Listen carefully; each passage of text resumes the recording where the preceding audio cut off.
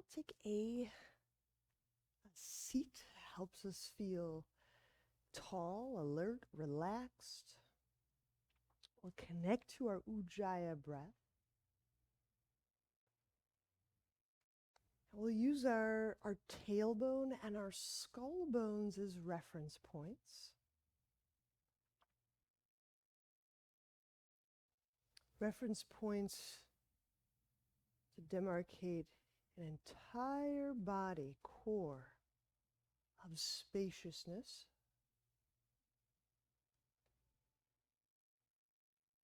It's kind of sensing into this entire area from skull to tail.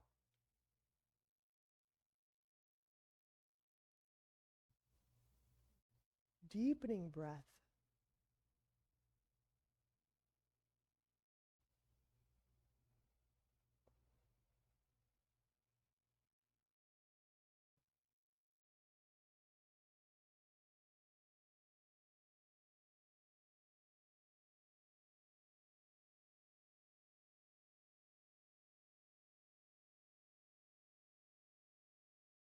Allowing the eyes to soften.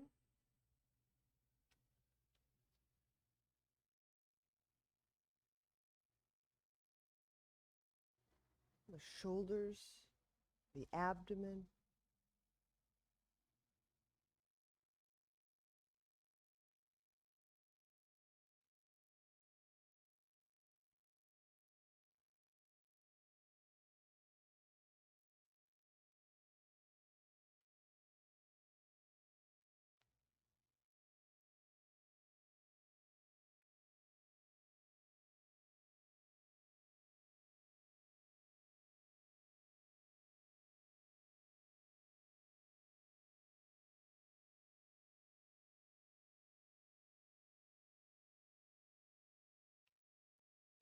We're going to begin rounds of Kapalabhati. So short, sharp exhalations. Feet active will begin. So moving out of Ujjayi breath.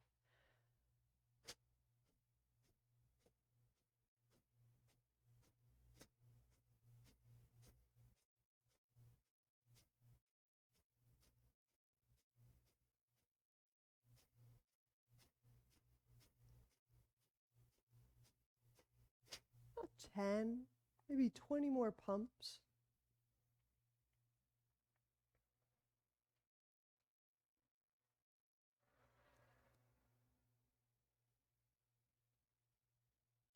And then we'll pause. We'll separate the legs into straddle. So we're in a seated straddle. Inhale, set the hands down by your hips. Press. So the abdomen relaxes as the ribs telescope up. Bring the hands slightly in front of the thighs. Swift, thorough exhalation. Everything out.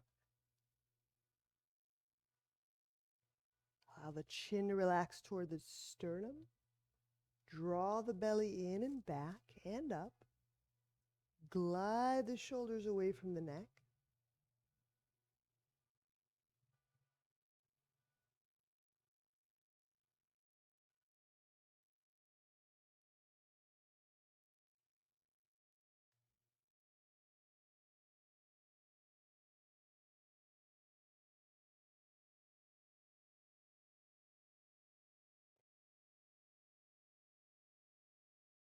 Relax the belly when you need a breath.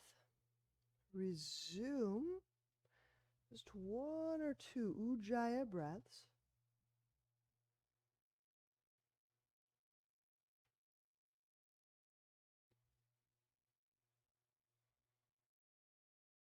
We'll do one more round. Uddiyana. Inhale.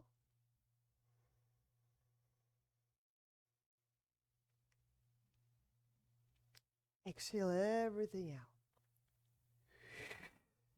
Remain empty. Chin near sternum. Shoulders moving away from neck. Draw the belly in and back. lifting up.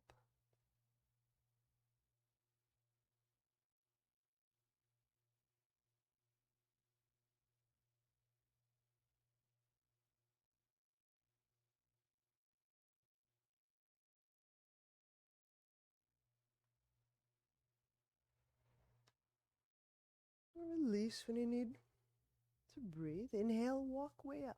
Walk your way up. Resume your Ujjayi breath. Now, searching with your breath in and through the space of your body.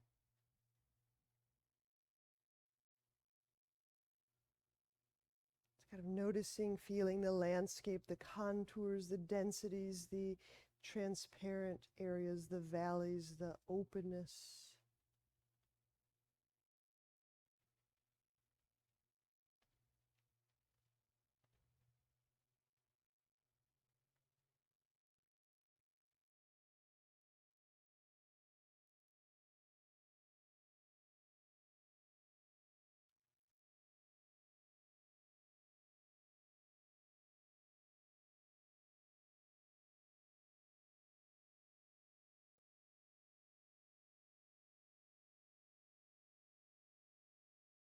We'll change the cross of our legs once more. We'll move our feet into Baddha Konasana. Soles of feet together.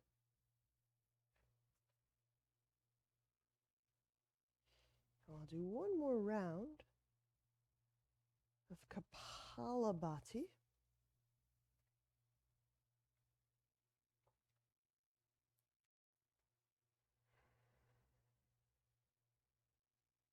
And with each pump, it can be quite specific. Sensing breath moving in and through this interior space of the body. And more precisely, that slender area that we call core. When you're ready, do about 30 or 40 pumps. Begin.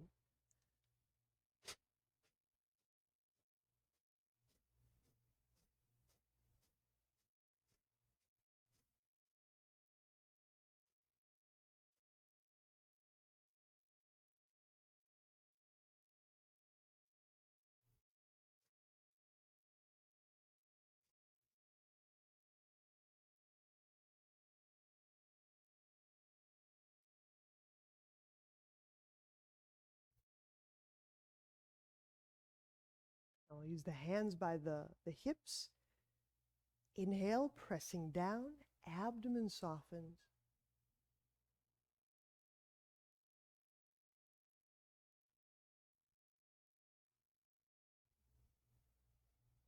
Pause, retaining, absorbing.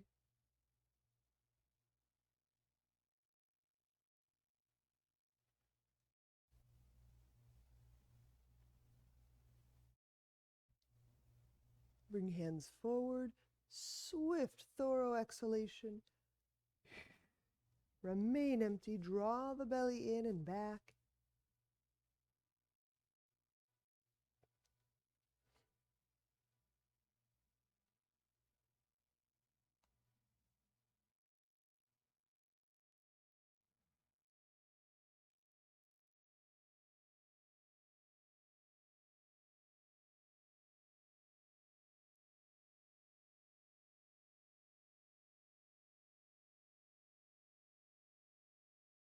Release when you need a breath.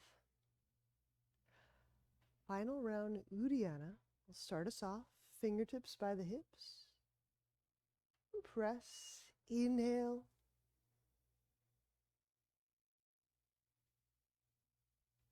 Let's move directly to exhale. Bring the hands forward, swift, thorough exhalation. Remain empty.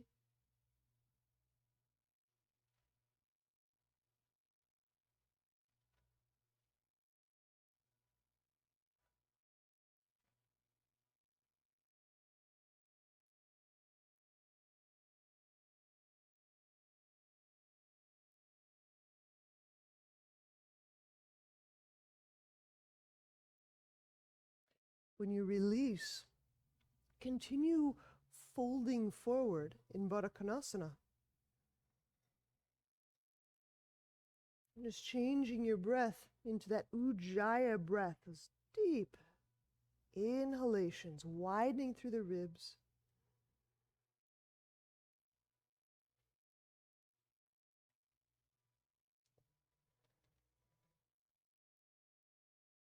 Lengthening through the chest.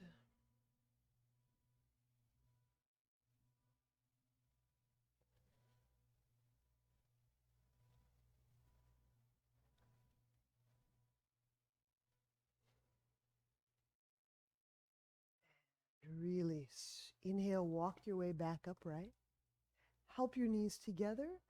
Lie on back. And we'll work some rounds of abdominals. So when you lay back, bring the feet off the ground, knees over hips. Interlace hands behind head. Inhale, float the head, the shoulders a little bit off the ground. Shift the tailbone. Exhale, reach out through the left leg. Elbows turn. Turn them face the right thigh. And sink the belly in. Inhale. Bend the left. Keep the shoulders up. Can't emphasize that enough. Keep the shoulders up. Doesn't have to be a lot, but just keep the shoulders up a little. Shift the tail. Exhale. Right leg out, reach. Elbows turn, face left thigh. Sink the belly in and down. Inhale, bend the right knee. Let's do two more. Then we'll take a pause. We'll change style a little bit.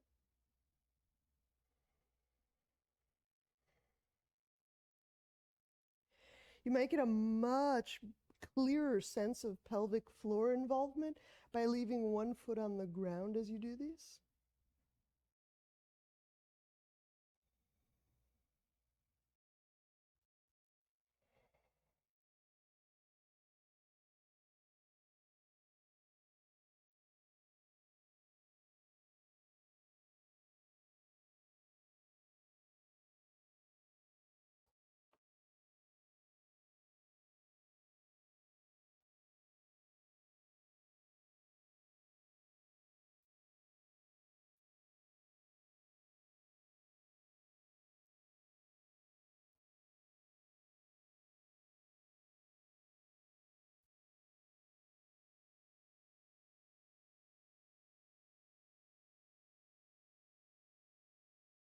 You set the feet down for a moment.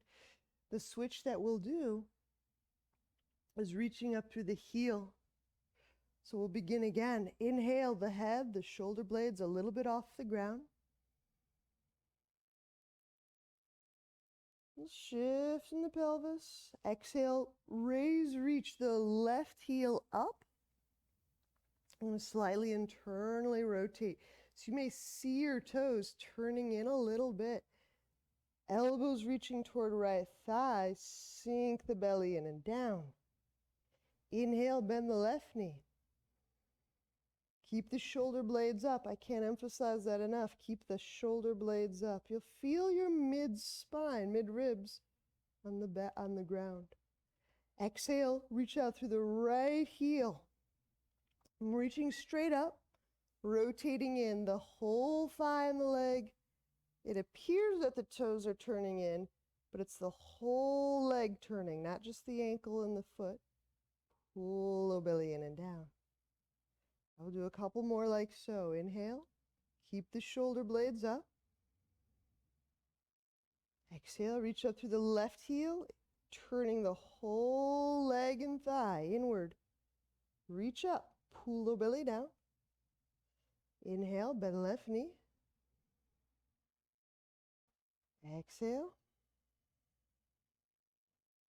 Right heel, reach up, turn the whole thigh bone in. Pull with the low belly. Do one more each side. I'll watch you. There you go.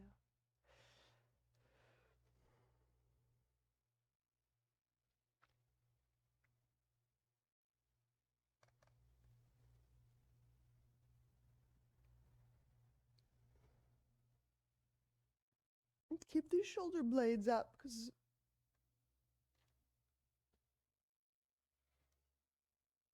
one, it does warm the muscles all around the abdomen, which is to warm and move the muscles around the back.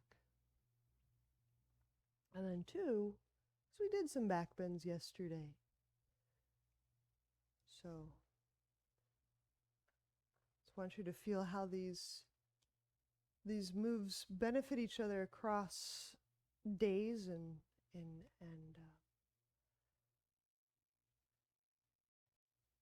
frequency of use.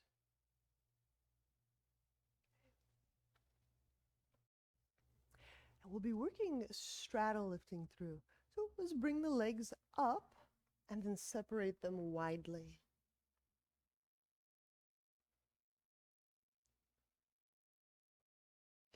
Inhale the head and the shoulder blades up. Exhale.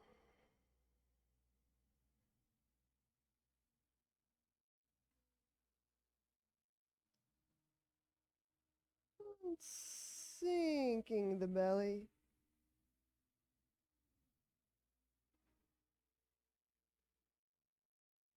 Softening through the neck. Let's do a few more. Continue. About 5 more.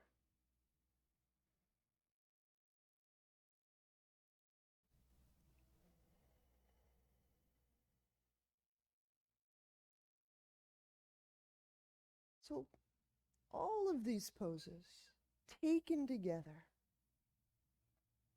some of which focus a bit more abdominally, some which bias the hips, some which bias the back, all of these taken together.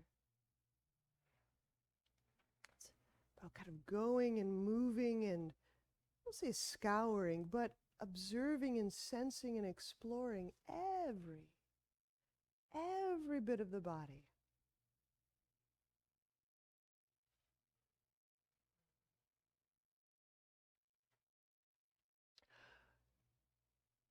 And as we're conducting these whole body views, searches, feels,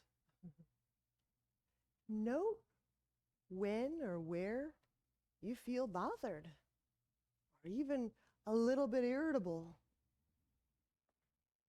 Doesn't mean you have to feel irritable, but notice and sense where there's a fluctuation in the quality of attention. Sometimes that's how we'll start to pick up on, I use the phrase shadow material, but really just uncovered, just little s self parts.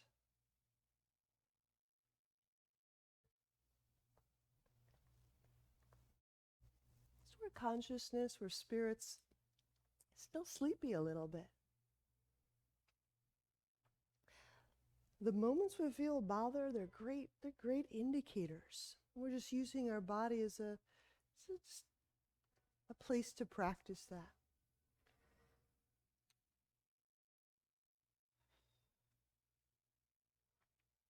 I'm saying bothered. It can be quite subtle. It can be not very irritable, right? Again, it might just be a fluctuation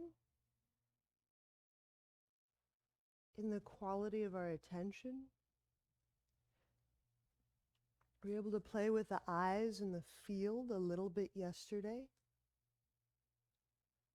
And how the eyes and the field are playing into the heart's coherence. In my mind and map, these are all very related.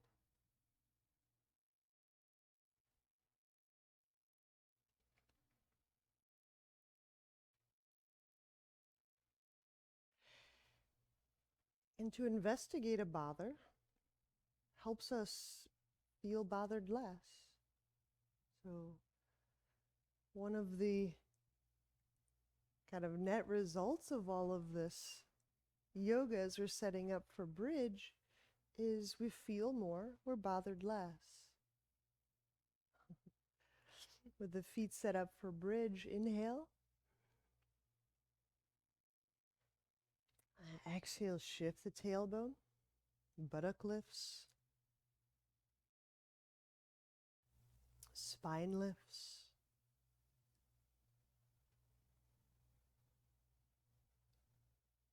To help you access the buttock muscles more than the back muscles, push down through the forefoot so the heel lifts. And when the heel lifts off the ground, send the hips higher. So feel the back sides of the legs and muscles turning on. And once you feel the backs of those muscles on, keep them on. Settle the heels down, but keep the butt on. So a little setup and bridge. A lot of extra leg muscle support.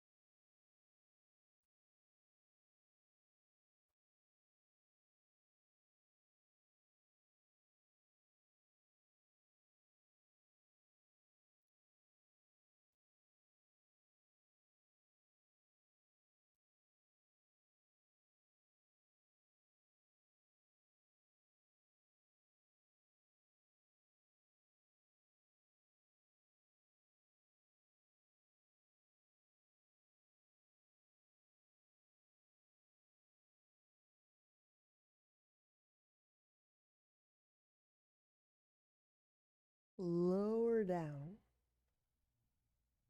out of bridge.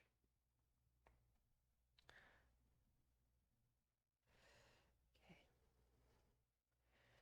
So here's one more indicator, one more way that we can kind of identify moments or areas, shadow or bother or contraction, and really the self-contraction. Little fluctuations in the quality of breath. There might be little moments where we almost stifle or hold our breath for a moment, and then we remember and we resume. That's a great way, a great place to help us identify these little self-contractions. So let's turn over. We'll set up for dorsal fin. So just a reminder, dorsal fin will be raising one arm, one leg away from the wall, perhaps joining them behind our back. Now, you might have the luxury of a lot of wall space. You're welcome to use wall to help you balance. So let's say you do want to use the wall. The side of your body that goes to the wall, it might be helpful to keep that side arm down. So I'll just say what I'm doing. I'm setting up my right side near the wall. So when I'm thinking through dorsal fin, I'll probably leave my right arm down. Why? This will give my left hand the freedom to reach behind my back. Okay. All right. So setting up dolphin.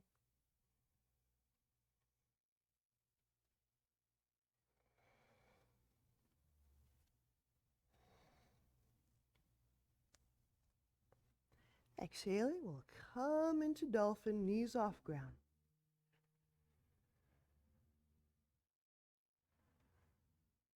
So if you're leaving your arms down, maybe it's a shoulder thing, you can still play a leg up with us. So we'll be taking the right leg away from the ground.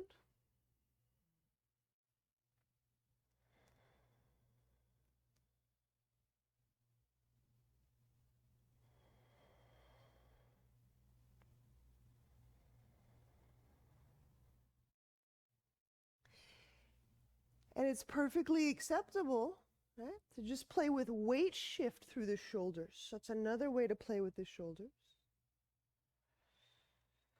If you are taking arm away from ground, you'll be taking the left elbow and then maybe the left hand.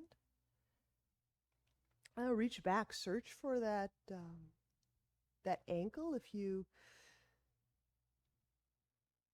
can find it.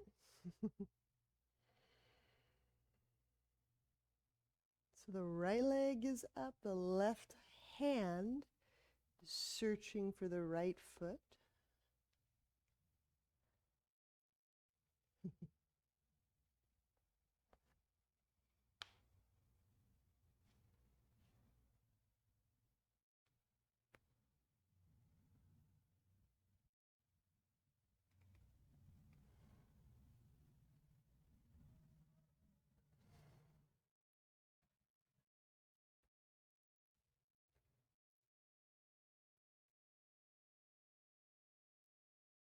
And we'll set the hand, the foot down. Set the knees down. For those of you near the wall, you'll just want to turn 180 degrees. And we'll just reset.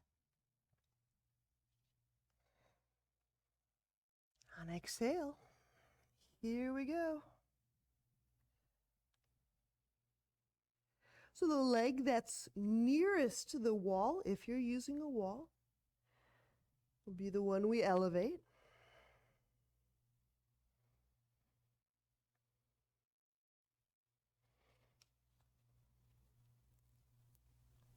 And if you're playing with right hand grabbing left foot, there it is.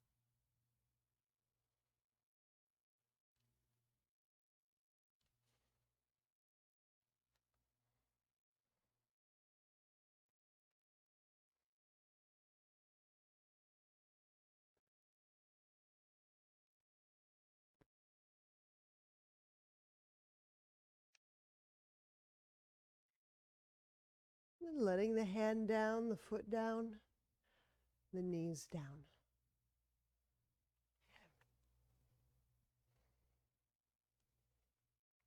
Good. If you aren't by a wall, we will go to a wall. So, lunges at the wall, part 2.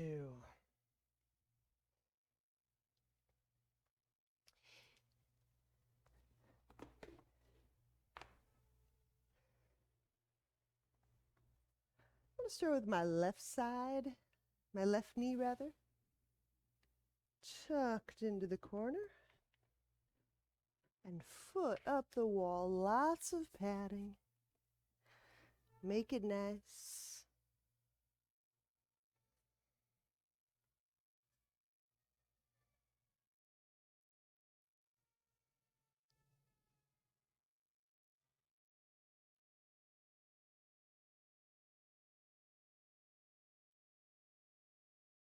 The first one, we're just shifting subtly the hips toward the wall.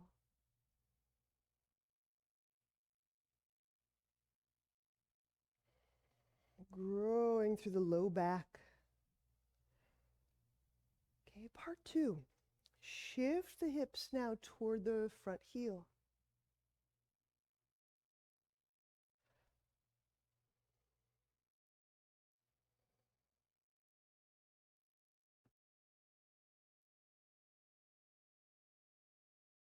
Use the arms, lift, move, kind of spreading all that tissue.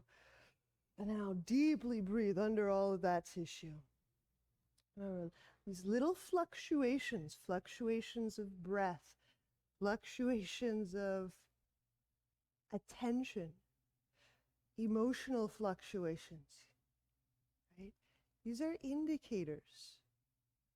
Just picking up on indicators of self-contraction or shadow or uninvestigated bits. Okay, but places where spirit still a little sleepy in body, in nature. All right, in part 3, walk this foot forward about 6-8 inches.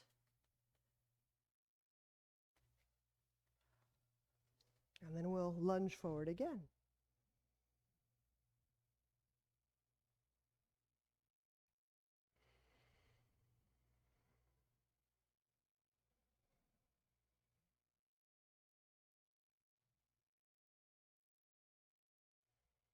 So diminishments in breath.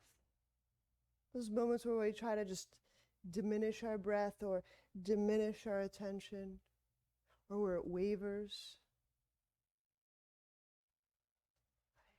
Release, we'll trade sides.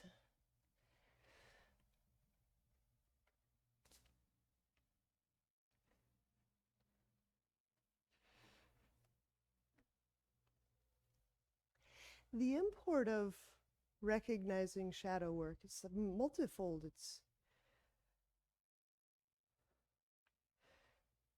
It's part of the how do we notice that which we can't notice. So we have to kind of look for clues. We get lots of clues in the world. The person who always ticks us off, that's an indicator. Part 1 is we're moving the hips toward the wall. So here we are on the other side.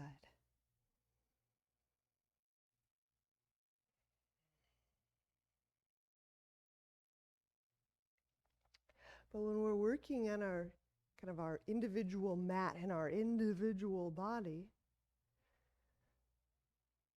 and the person that ticks us off is not in the room, the person passing us on the right isn't in the room.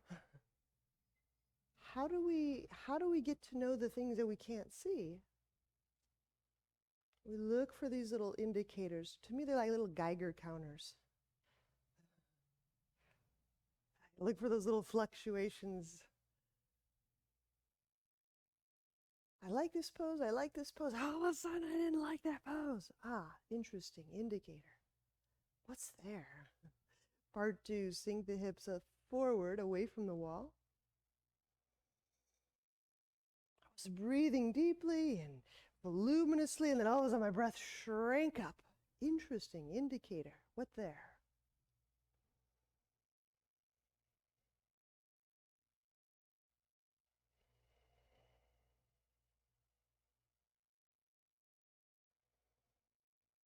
And 3, walk the front foot forward about 6 inches or so.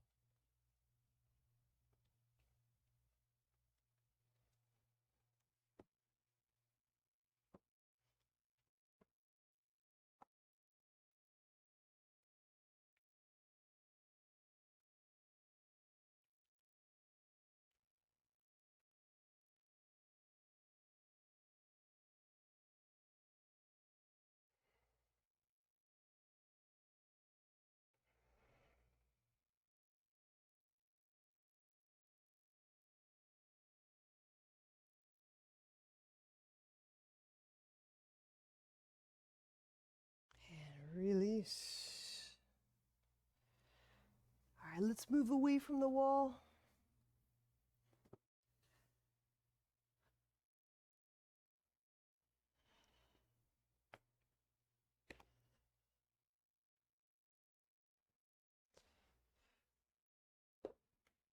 When we stand, we'll step into a warrior 2. Let's go right foot forward. Why not?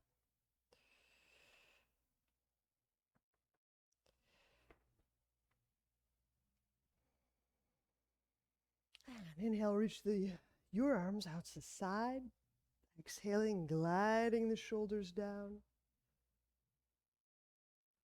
Outreaching through the pelvis, the legs. Deepening breath. So We can use our dristi as an indicator. We can use our breath as an indicator. We could use our attention, just where we're tending to notice, tending to feel, as indicators. So the way that I've come to understand, right, is so part of the value of putting ourselves in a place and we minimize options like I focus on one place or I'm in one pose, then these tendencies to exit, quit, evade, distract, those become the indicators. Deepening breath. We'll move into a chest opener. Place the right forearm on the thigh. Inhale, raise the left arm up. Exhaling, lift up through the left arm, reach back. So in a sense, reducing options helps kind of elicit the indicators.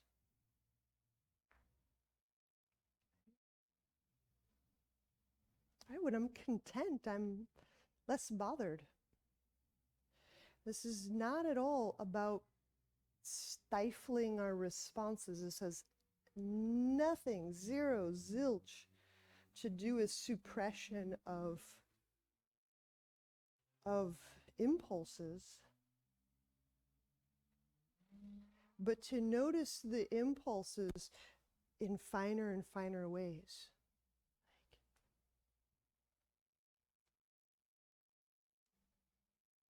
Inhale, lower the left hand beside the hip. Interlock. Exhale, take the right arm down, armpit next to thigh. You can either palm the ground or lift that right arm under the thigh.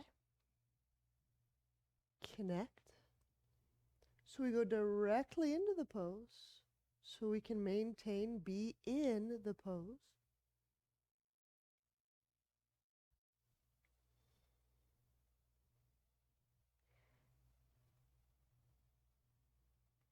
And it might be as subtle as I just want to fix or adjust the feeling of my clothing in the pose. That might be your indicator. That can be a subtle form of distraction. Bother. Self-contraction.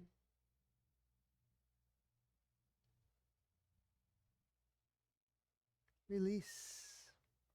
Inhale, let the hands down, the left knee down. Okay. We're going to walk into pigeon, but I'm going to talk us through a little bit. Because a lot of times our pigeons are biased toward one feature of our hip. So let's take a moment and kind of line things up. The ground is okay.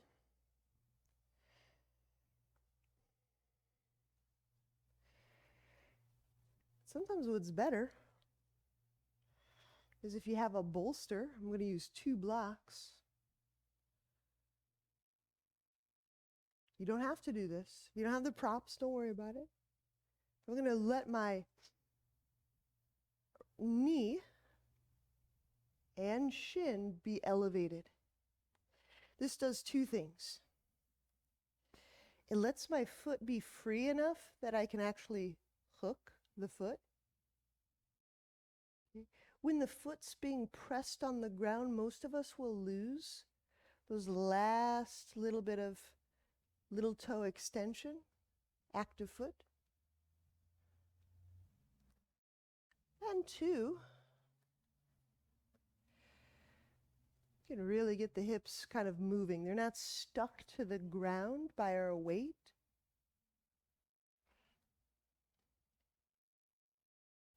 Okay. So one of the ways we kind of bleed off tension in the pigeon is our left hip is quite a ways further back than our right hip. How would I know? It's taking these 2 hip bones and just seeing which direction they face. So I turned my pelvis purposefully so I know my pelvis is facing like 10 o'clock. So generally it's moving that left hip around and just generally getting the pelvis to face 12 o'clock, straight ahead.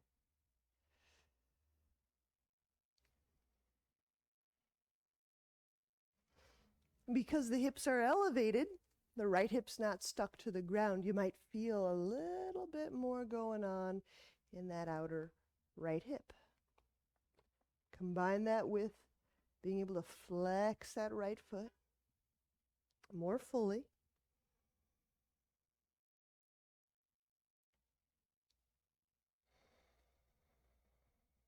And then feeling there's fluctuations of breath, deepen breath.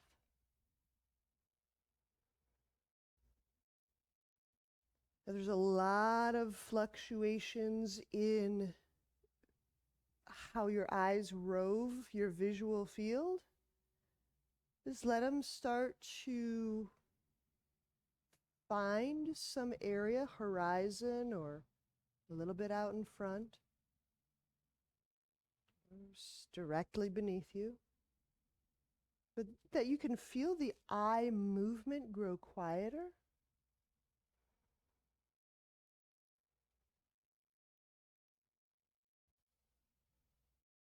Again, these aren't suppression techniques. That's not the interest. It's about identifying the self-contraction, contacting it, feeling it, knowing it, noticing it, and feeling how it can soften, open, and ergo, we gain more comfort or okayness being in our body. It's about growing more and more friendly or okay being in our body. Inhale, walk the hands under the shoulders. Exhale, downward dog. All right. So just a few poses, starting with warrior 2. Inhale, left foot forward.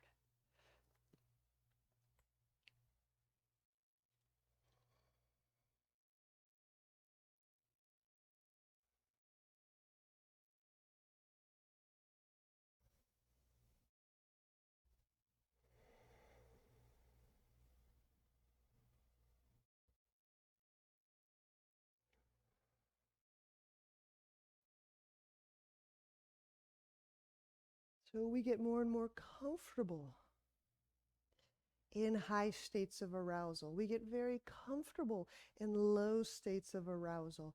We grow very comfortable having and experiencing every single emotion that is possible to feel.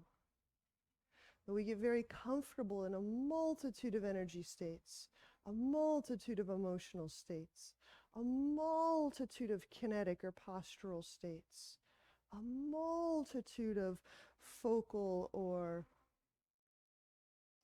attentional states. Chest opener. Inhale the left forearm to the thigh, raise the right arm. Exhale, raise, reach, chest opener.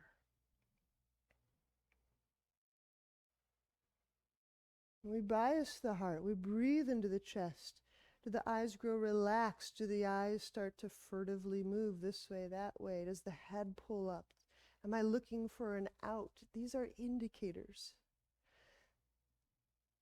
So it's one of the reasons I love the being able to hold a pose for a few breaths. Just like a miniature, a micro silent retreat. Inhale, lower the right hand near the hip, interlock. Exhale, slide that left armpit down.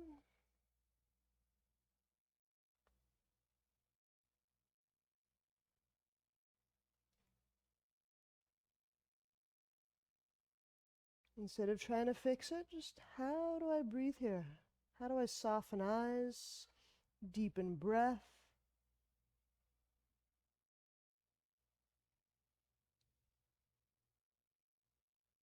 Because often when the self is contracting, the visual field's contracting. The breath is diminishing or contracting. Right? They're all tied into each other. So that's why we can look at the eyes. We can look to these highly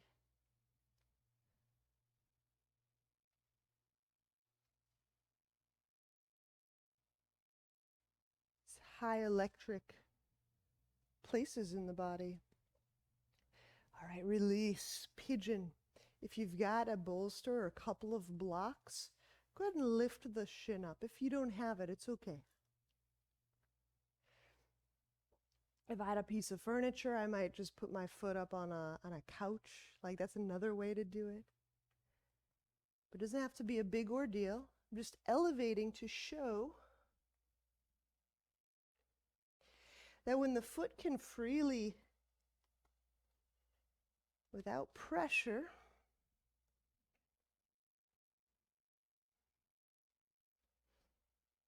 when the hip and the foot aren't being smushed against the ground, we can get the foot often a great deal more active.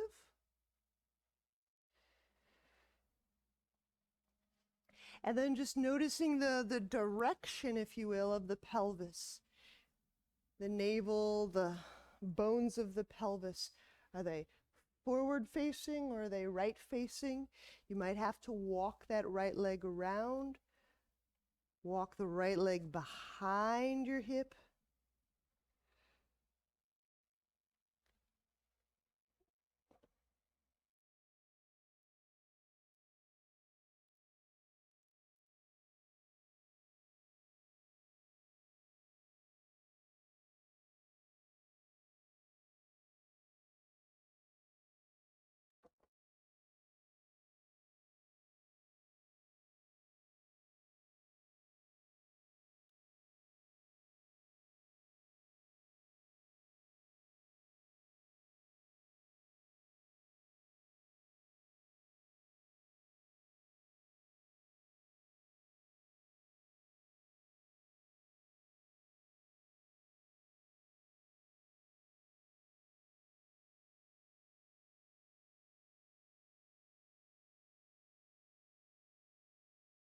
Inhale the hands under the shoulders. And exhaling, we'll press back, downward dog.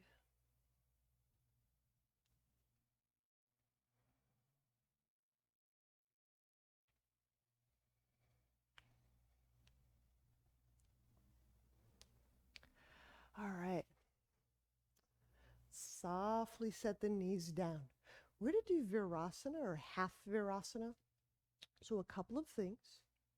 You may need some props to get you started. Let me get one blanket just to show you. So strap, block, and maybe a little extra something under the torso. So let's say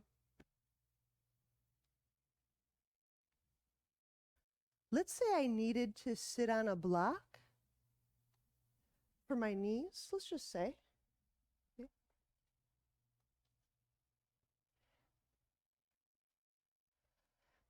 Because that block's kind of high up, I would need my back to be about the same height or higher. So I might stack a bunch of bolster there. Okay. So this way, as I sit back, walk back, lean back, you'll have to stack up enough something, pillows, blankets, I don't know what you've got there, to be able to lean back. Okay. If you don't need to sit on anything, that's another way. It just depends on your knees. So I've got my right foot tucked in half Virasana. Okay, so that might be one of the moves. If you're feeling pretty well settled into the ground, You can get a hold of your left foot with a loop or with your hand. Now we can start to draw this left leg toward our chest.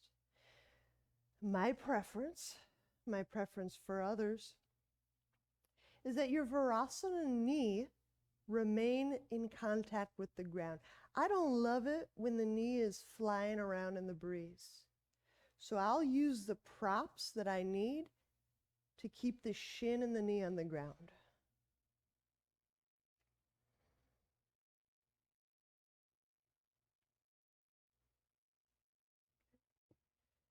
So again, just talking through it again, you might need to elevate your butt, and you might need to elevate your spine.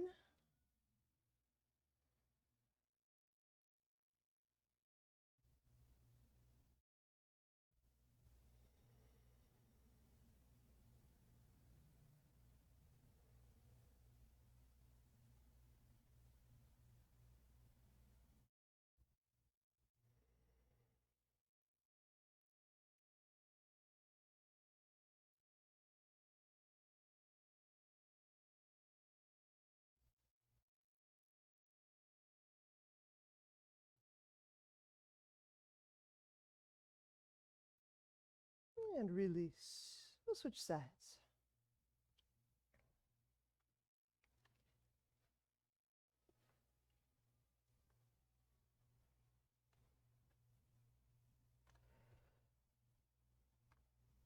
You might find it easier to set up just by tipping to a side, drawing the foot back.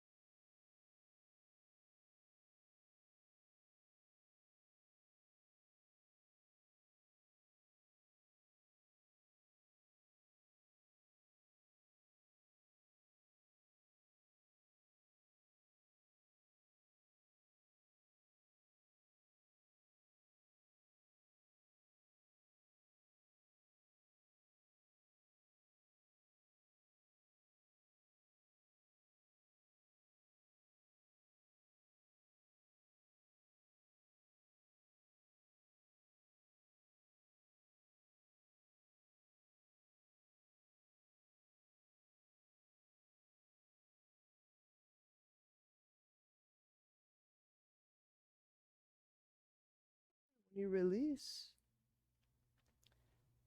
Shavasana.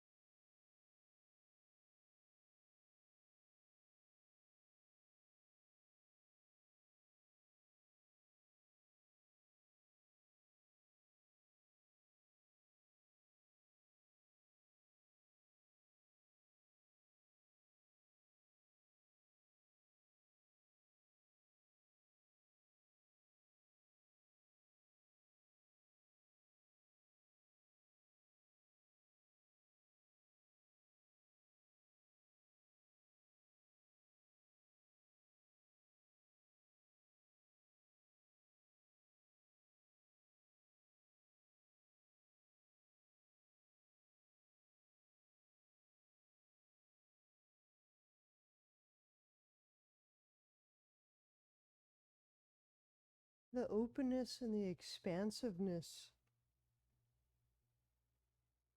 that we explore coming out of self-contraction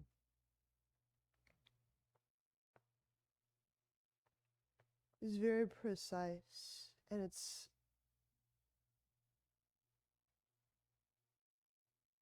precise in the way that it's not, they say this as well as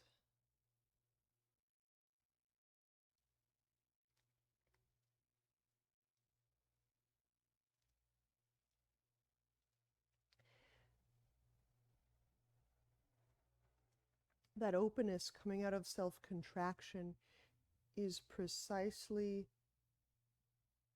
a more whole, more coherent, more embracing expansion.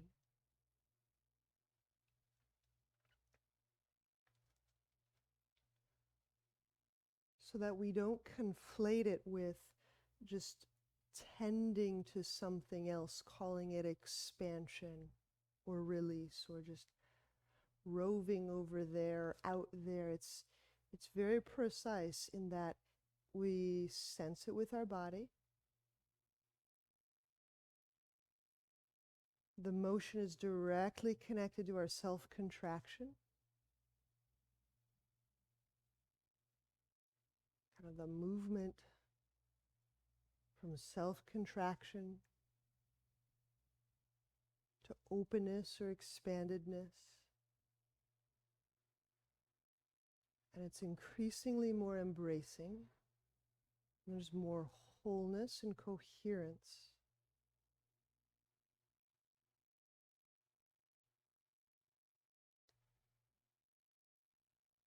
Maybe you experience this as a deeper, fuller breath, or a breath that contacts and touches more and more and more of your person.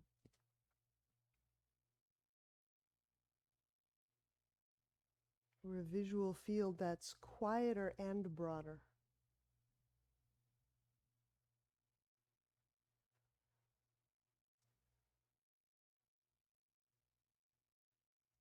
When you're ready, bend knees.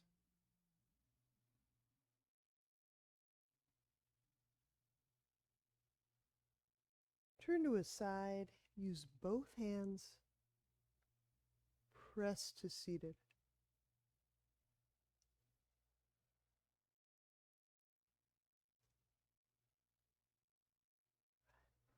Namaste.